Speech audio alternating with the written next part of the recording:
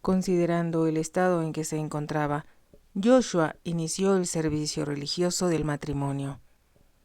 Lord Ravenscar se movió y gimió.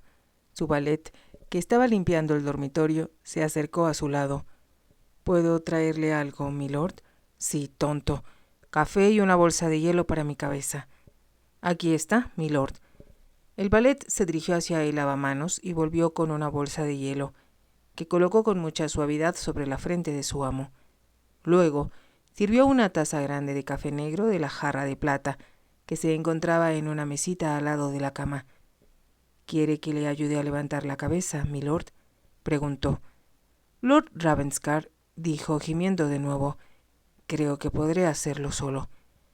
Se sentó y sintió que la cabeza le dolía en forma intolerable al hacerlo.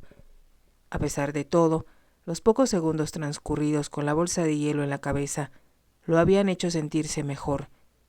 Bebió el café de un trago y se recostó otra vez, acomodándola de nuevo. Después de un momento murmuró: «Tengo la impresión, Hitnet, de que anoche se me subieron un poco las copas». «No un poco, milord. Nunca lo había visto tan ebrio». «Debe haber sido el brandy», dijo Lord Ravenscar con aire reflexivo. «Era buen brandy, pero tomé demasiado». «Demasiado, milord», reconoció Hitnet. Lord Ravenscar guardó silencio y Hitnet se ocupó en arreglar las ropas de su amo, que había puesto sobre una silla, y en colocar junto a ellas un par de botas altas. Tenían estas el reluciente brillo que provocaba la envidia de todos los hombres elegantes de St. James. En realidad, recordó el valet, varios amigos de su amo habían tratado de sobornarlo para que les revelara el secreto del limpiador especial de su invención, con el que pulía las botas de su amo. Pero Hitnet era un hombre leal y estaba muy orgulloso del noble al cual servía. «Hitnet», era la voz de Lord Ravenscar, desde su cama. El valet acudió prontamente a su lado. «Sí, milord. Tengo la impresión de que sucedió algo anoche». «Así fue, milord». «¿Qué fue?» «Milord no tiene idea de qué se trata. Si la tuviera, no te hubiera preguntado». «No, milord». Se hizo el silencio. Entonces Lord Ravenscar dijo: «Estoy esperando a oír lo peor». «Se casó usted, milord». Por un momento, Lord Ravenscar no movió un músculo y después dijo con suavidad: «Eso es lo que sospeché que había ocurrido». Recordó entonces con claridad el momento en que se había dirigido a casa del padre de Atil, donde ella lo estaba esperando. Había recibido el mensaje de su prometida en las primeras horas de la mañana y esperaba con creciente impaciencia a que dieran las 5 de la tarde para acudir a la cita. Recordó la ansiedad con que había subido la escalera hacia el salón del primer piso. Atil estaba sola y se veía más hermosa que nunca. Atil Bray había conquistado, del mismo modo que a Londres, los corazones de los caballeros que se enorgullecían de tener un gusto exigente.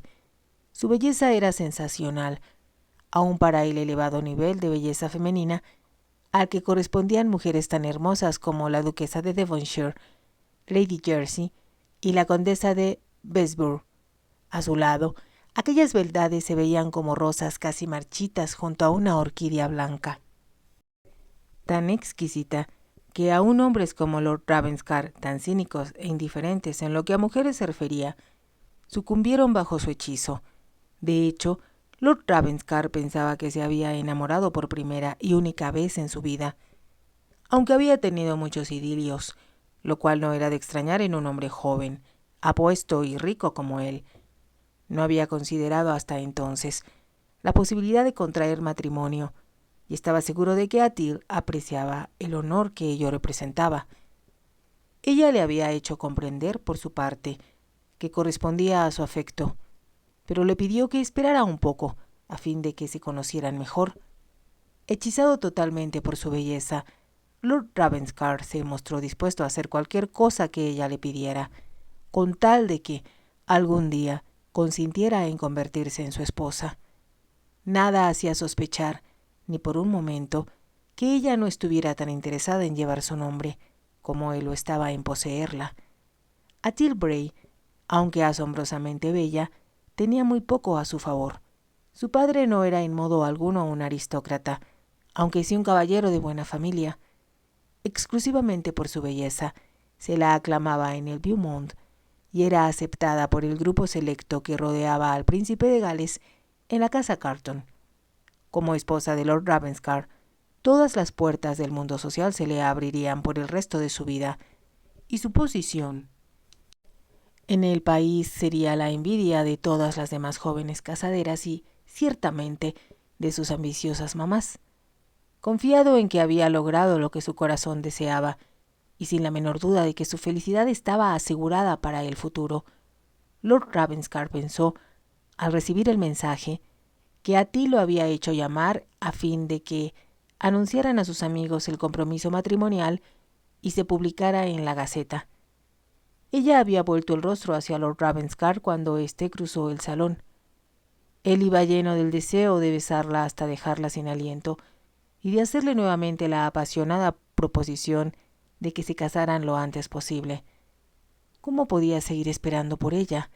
¿Cómo podía resistir la impaciencia y de lograr que esa encantadora criatura fuera completamente suya? Pero cuando llegó a su lado y trató de rodearla con sus brazos, Atil había levantado una de sus manos para detenerlo.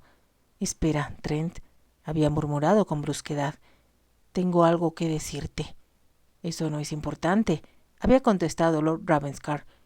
«Déjame besarte primero y hablaremos después». «No», había insistido ella. «¿Hay algo que debes escuchar?» Él no estaba interesado, pero para darle gusto, esperó, con una sonrisa en los labios, mientras sus ojos oscuros parecían devorar el bello rostro de la joven. Pensaba que ninguna mujer podía verse más exquisita y más fuera de lo común que ella. Había ya planeado las joyas que le regalaría cuando fuera su esposa, brillantes que armonizaran con el resplandor de sus ojos, perlas para combinar con la transparencia de su piel, rubíes que expresaran el fuego que ardía en su interior cada vez que él la tocaba y, por último, esmeraldas, porque éstas encerraban el mismo misterio de los ojos de ella. «Dímelo, dímelo pronto», exclamó por fin, al ver que Atil callaba. «Me temo que esto te va a alterar un poco, Trent», había dicho ella con frialdad, «pero anoche acepté la proposición de matrimonio de Hugh Chester». Él conocía al marqués de Chester, un jovencito agradable, pero bastante tonto, que había ingresado recientemente en el Club White. «Quiero decir, voy a casarme con él», había repetido Atil. Lord Ravenscar la miró estupefacto, pensando que no había escuchado bien. Era imposible, completamente imposible que Atil, su Atil, hubiera dicho tal cosa. Ella, compadecida un poco, al parecer, había tratado de suavizar su voz. «Lo siento, Trent, te tengo cariño y creo que nos hubiéramos llevado bastante bien, pero Hugo será duque, con el tiempo, y yo quiero ser duquesa». Lord Ravenscar había pensado entonces en lo fácil que hubiera sido matarla, pero después, sin decir una sola palabra, se volvió y bajó lentamente la escalera por donde había subido, corriendo un momento antes. Lleno de ansiedad, había tomado su sombrero y su bastón de las manos de un sirviente y, saliendo de Berkeley Square, deambuló por las calles sin rumbo fijo. De algún modo encontró el camino de regreso a su casa, y allí descubrió, pues lo había olvidado, que había invitado a varios amigos suyos a cenar. Lo esperaban, y lo miraron con asombro cuando lo vieron entrar en la habitación, sin haberse cambiado de ropa, pero la expresión del rostro de él acalló todas las protestas y preguntas. Fue entonces, recordó ahora Lord Ravenscar, cuando empezó a beber, mientras escuchaba las expresiones de conmiseración de sus amigos, sintiendo que resurgía de nuevo la ira contenida que estuvo a punto de causar que matara a Atil. Los Ravenscar eran famosos por su genio vivo, y él pensaba con frecuencia que el nombre que su padre había escogido para él, y que significaba violento, describía su sobrio carácter bastante bien. Violento por nombre y violento por naturaleza. «Eso es usted, señorito Trent», solía decirle su niñera cuando él hacía una de sus rabietas. Sin embargo, sus ataques de furia no duraban mucho. Aunque la noche anterior, pensó Lord Ravenscar con amargura, habían durado lo suficiente para permitirle hacer una gran tontería. Recordaba haber bebido sin contenerse durante toda la cena, sin que probara uno solo de los platillos preparados por su chef. Entonces alguien, le pareció que había sido Anthony Gerson, le había preguntado que qué pensaba hacer. «Lo he pensado ya», contestó él lentamente, con voz vibrante de ira. «¿Qué vas a hacer?», preguntaron varios de sus invitados. «Voy a demostrarle a Ethel Bray que ella no es la única que puede casarse». «¿Qué quieres decir con eso?», le había preguntado Anthony. Lord Ravenscar recordó que había escogido las palabras con gran cuidado. «Voy a casarme antes que ella», contestó, «aún antes que anuncie su compromiso». «¿Te propones que todos crean que tú la plantaste a ella?», preguntó su amigo Anthony, con una sorprendente claridad de mente, tomando en cuenta las circunstancias. «Exactamente. Y me casaré en forma deliberada, lo juro, con la mujer más fea que pueda encontrar». A sus palabras había seguido un clamor de entusiasmo que sacudió los muros del comedor. Lord Ravenscar había levantado su copa. «Brindo por mi esposa», dijo, «la mujer más fea de Londres, a la que preferí por encima de la más hermosa». Aunque el licor nublaba su mente, pensó con satisfacción que su venganza haría las delicias de los caricaturistas y los escritores de chismes sociales, que gozaban con las extravagancias de los miembros del Button. Los chismes lastimarían a Ethel, como ella lo había lastimado a él, y ese era el propósito que él perseguía. Fue el vizconde Gerson quien se mostró inmediatamente dispuesto a convertir las palabras en acción. «Tienes razón, Trent», dijo. «Eso es exactamente lo que debes hacer. Demuéstrale a Ethel lo que sucede cuando una mujer se atreve a plantar a un hombre como tú, por un simple título». Mirando hacia los rostros encendidos de cuantos se encontraban en el comedor, había añadido: «¿Qué estamos esperando? Vamos a buscar la mujer más fea de Londres, para que Trent pueda casarse con ella aquí y ahora, antes que nadie se entere del compromiso de Ethel con Chester». Muy bien», gritaron varios de los caballeros presentes. «Como Joshua está aquí, él puede casarlos». El vizconde señaló al hablar hacia el honorable Joshua Midling, que era uno de los más devotos admiradores de Lord Ravenscar.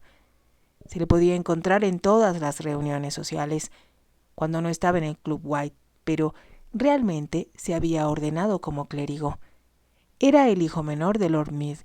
Se había consagrado a la iglesia porque era la tradición de la familia, como lo era también que su hermano mayor se diera de alta en el ejército y su hermano menor en la marina. Pero Lord Mead se había encontrado inesperadamente en posesión de una gran fortuna y, como no había necesidad de que ninguno de sus hijos trabajaran para ganarse la vida, Joshua se convirtió en un clérigo sin parroquia ni feligreses, y en un caballero de vida alegre y despreocupada. Era un golpe de mala suerte, pensó Lord Ravenscar ahora, que Joshua hubiera estado cenando con él, precisamente esa noche. De no haber estado ahí, hubiera tenido tiempo de que se le pasara la borrachera, y entonces había comprendido que, ni siquiera por vengarse de Ethel, valía la pena que sacrificara su libertad. Aún seguía molesto con ella. Todavía se sentía humillado por su rechazo, después de haberle prometido que sería su esposa. Pero, como sucedía siempre, a esas alturas su ira se había aplacado. Ahora solo quedaba una amargura que lo volvía aún más escéptico respecto a las mujeres de lo que había sido antes. ¿Cómo pudo imaginar, siquiera por un momento, que Ethel, a pesar de su belleza, podía ser diferente a las demás mujeres que él había conocido y que siempre resultaban aburridas o mentirosas después de un tiempo? Invariablemente, sus encantos físicos no compensaban la falta de inteligencia que las caracterizaba. «Me he portado como un maldito tonto», pensó Lord Ravenscar, y en voz alta exclamó: «Hitnet». «Sí, milord. ¿En dónde está la dama con la que me casé anoche?». La señora Fellows la está cuidando, milord. La señora debe haber tenido algún tipo de accidente. El tono de voz de Heathcliff le reveló a Lord Ravenscar, que lo conocía muy bien, que tenía algo más que decir. ¿Qué clase de accidente, Heathcliff?, preguntó. El valet vaciló un momento antes de decir: me enteré de lo sucedido, milord, cuando estaba hablando con el señor Flitham, el mayordomo de Sir Harvey Whitstable, quien vive al lado. ¿Y qué tuvo que ver Flitham con el accidente? No el señor Flitham, milord, Sir Harvey. Lord Ravenscar esperó a que Heathcliff continuara. Sabía que su valet era un chismoso e incorregible, y que era solo cuestión de tiempo que la información que estaba tan ansioso de escuchar saliera de sus labios. El señor Flitham, milord, dijo que la jovencita que está ahora aquí en esta casa llegó anoche muy tarde a la residencia de Sir Harvey. No me digas que me he casado, Heathcliff, con una de las mujeres descartadas de Whitstable. Al escuchar a Lord Ravenscar, Heathcliff se apresuró a añadir: no, milord. Ella no tuvo nada que ver personalmente con Sir Harvey, ya que acababa de llegar, por decirlo así, pero parece que él se disgustó por algo y se desquitó con ella. ¿Qué quieres decir con eso? Sir Harvey la golpeó en la cara, milord, y la arrojó por la escalera. Eso explica lo que me dice la señora Fellows. La dama sigue inconsciente. ¿Inconsciente?, repitió Lord Ravenscar. ¿Me quieres decir que Whitstable le pegó realmente a una mujer? No sería la primera vez, milord. Lord Ravenscar se sentó en la cama. Recordó haber visto sangre durante la ceremonia del matrimonio, que ahora aparecía en su mente como en medio de una espesa neblina. Podía escuchar la voz de Joshua diciendo: «¿Aceptas a este hombre como tu esposo legal ante Dios y ante los hombres?». Pero no recordaba qué había contestado ella. Entonces la había visto al terminar el servicio religioso y pensó que, en verdad, era la mujer más fea que había visto en su vida. «Mi esposa», pensó. «Mi esposa». Se preguntó si existiría alguna locura hereditaria en su familia. Lord Ravenscar estaba terminando de desayunar cuando el vizconde Gerson entró en la habitación con un periódico en la mano. «Buenos días, Anthony», dijo Lord Ravenscar. «Aquí está la Gaceta», contestó el vizconde. «Todos tus amigos deben estar leyendo la noticia con incredulidad». Lord Ravenscar no contestó. Se sirvió otra taza de café. «Supongo que todavía eres lo suficientemente valeroso para enfrentarte a los chismosos y venir conmigo a cabalgar al parque, ¿no?», preguntó el vizconde, sentándose a la mesa. El rostro de Lord Ravenscar se oscureció y dijo con voz cortante: «Yo empecé esto y debo seguir hasta el fin, a pesar de las consecuencias. Lo único que lamento es que no podamos estar presentes cuando Eddie lea el anuncio de tu matrimonio». De nuevo Lord Ravenscar guardó silencio. Simplemente se sirvió de una fuente de mollejas de ternera cocinadas con crema y setas que le ofrecía uno de sus lacayos. «¿Está ella todavía inconsciente?», preguntó el vizconde. «Creo que sí. Sir William dice que es un caso serio de conmoción cerebral, que sin duda se produjo cuando se golpeó contra el pavimento», añadió el vizconde con aire reflexivo. «La escalera de la casa de Whitstable es muy empinada y si, como te dijeron, él la arrojó desde arriba, ella debió sufrir una caída muy peligrosa». «Peligrosa es la palabra», dijo Lord Ravenscar. «Sin importar lo que la mujer pueda haber hecho, Whitstable es un cerdo. Lo ha sido siempre. ¿Has averiguado algo más sobre ella? He leído una carta que estaba en su bolso de mano». El vizconde pareció desconcertado por un momento y después dijo: «Desde luego, fue la carta que nos reveló cuál era su nombre. La escribió una mujer llamada Caril, y en ella le suplicaba a Romara que fuera a verla inmediatamente. La carta parece indicar que se encontraba en dificultades. Es muy probable que lo esté, si Whitstable tiene algo que ver en ello», comentó el vizconde. «Supongo que cuando la mujer que está arriba recupere el conocimiento, nos podrá decir algo más». «Y cuando eso suceda, ¿qué se supone que debo hacer al respecto?», preguntó Lord Ravenscar. Empujó su plato al hablar y se puso de pie. «No culpo a nadie de esto», dijo, pero es una pena que todos hayamos estado en tal estado de embriaguez que ninguno pudiera pensar con claridad. Tienes razón, por supuesto que tienes razón, reconoció el vizconde, pero yo recuerdo que me sentía absolutamente furioso de que Ethel te hubiera tratado en una forma infame. Siempre sospeché que era una aventurera. Lord Ravenscar, que estaba de pie, de espaldas a la chimenea, repuso sorprendido. ¿Tú pensabas eso? Ethel hacía enormes esfuerzos por obtener publicidad, contestó el vizconde. Reconozco que es lo bastante hermosa para merecerla.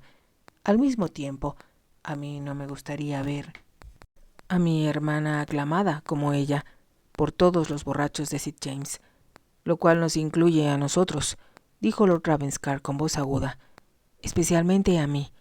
No eres el único hombre al que traiciona una incomparable, dijo el vizconde con aire consolador. No seré el último tonto hechizado por una cara bonita, reconoció el otro con amargura. El vizconde suspiró. En fin, si todavía estás decidido a poner a Ethel en su lugar, será mejor que vayamos al parque, donde, de seguro, todos nos preguntarán acerca de tu flamante esposa y del modo como apareció en tu vida en forma tan repentina. Difícilmente puedo decirles la verdad.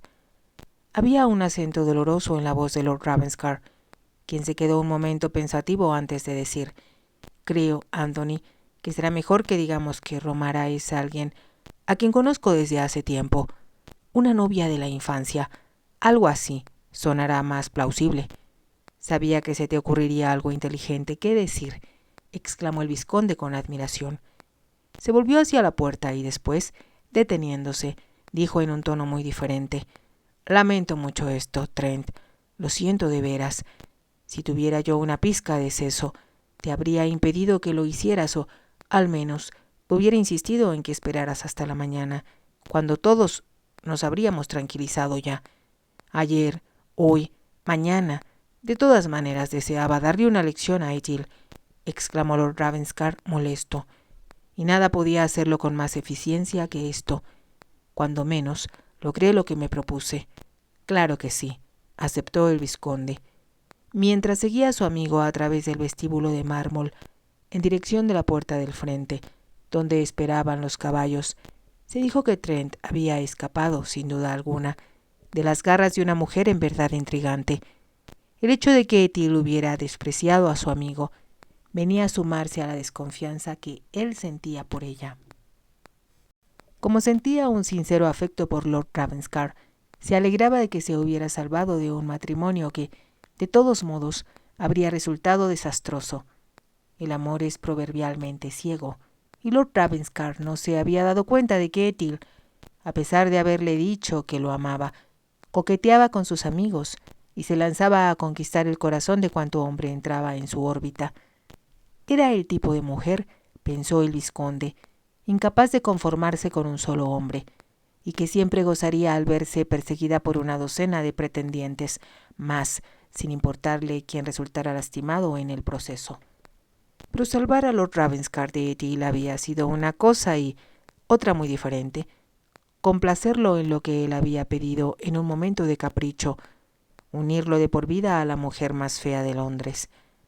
Volviendo la mirada atrás, el vizconde se sentía abrumado por lo que había sucedido y trataba de encontrar alguna salida para librar a su amigo de aquel embrollo, sin conseguirlo.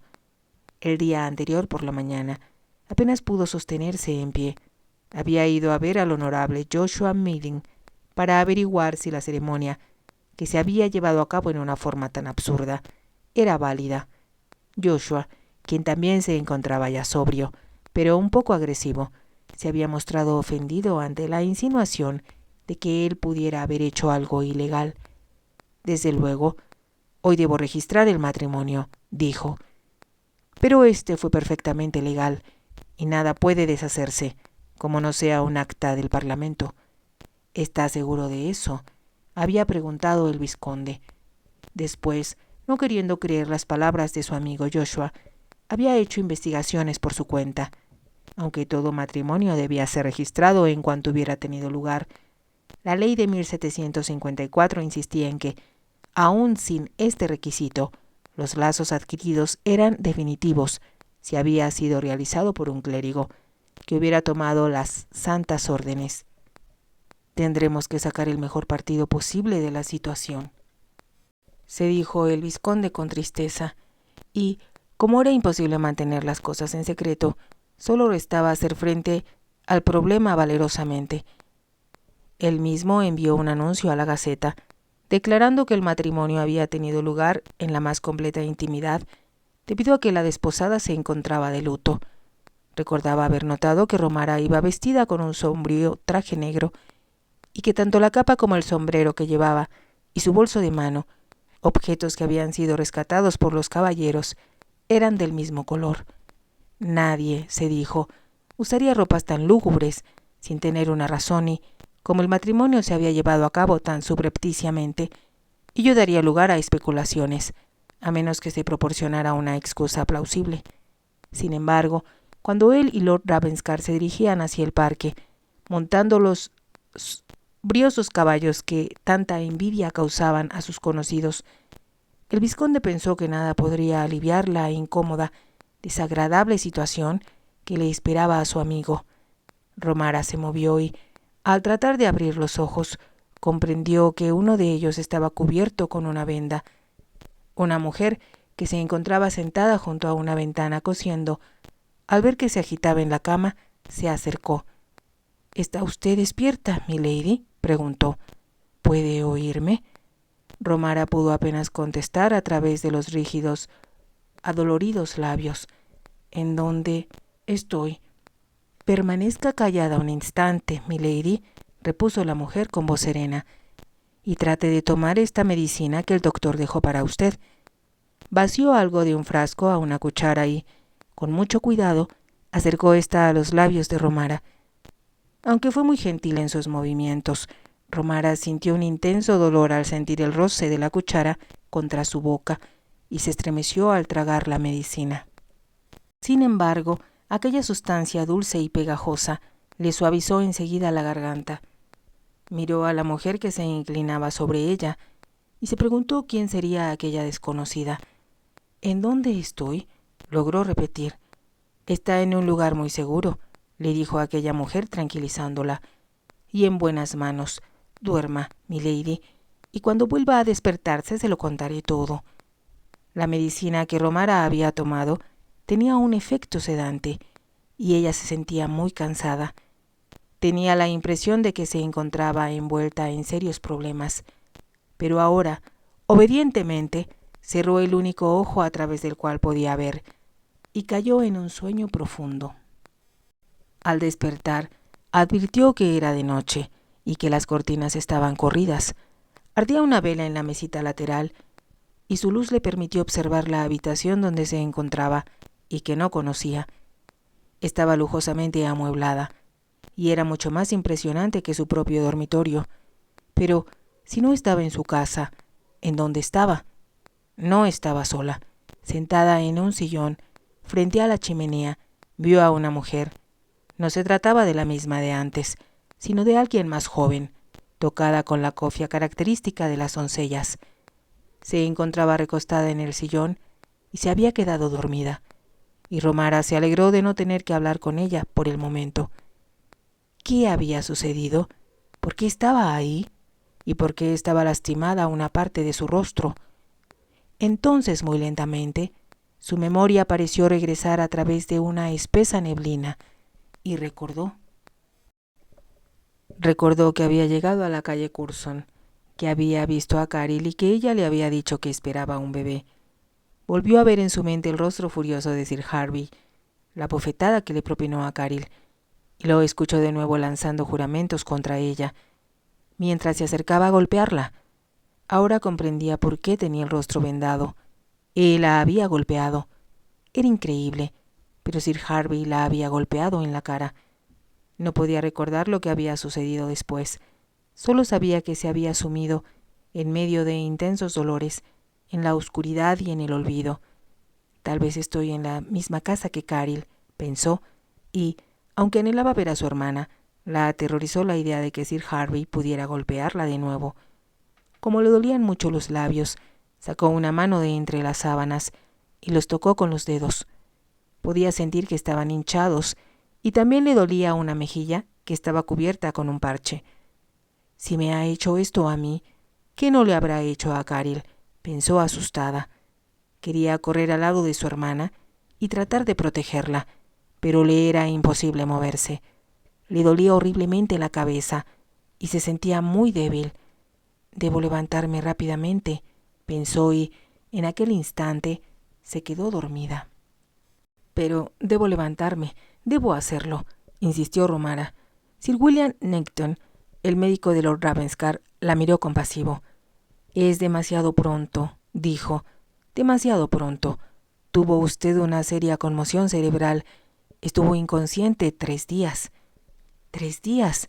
—exclamó Romara. No puede ser verdad. Se golpeó la cabeza en algo extremadamente duro —contestó él—. El pavimento, según tengo entendido. —¿El pavimento? —repitió Romara, asombrada, y Sir William se apresuró a decir: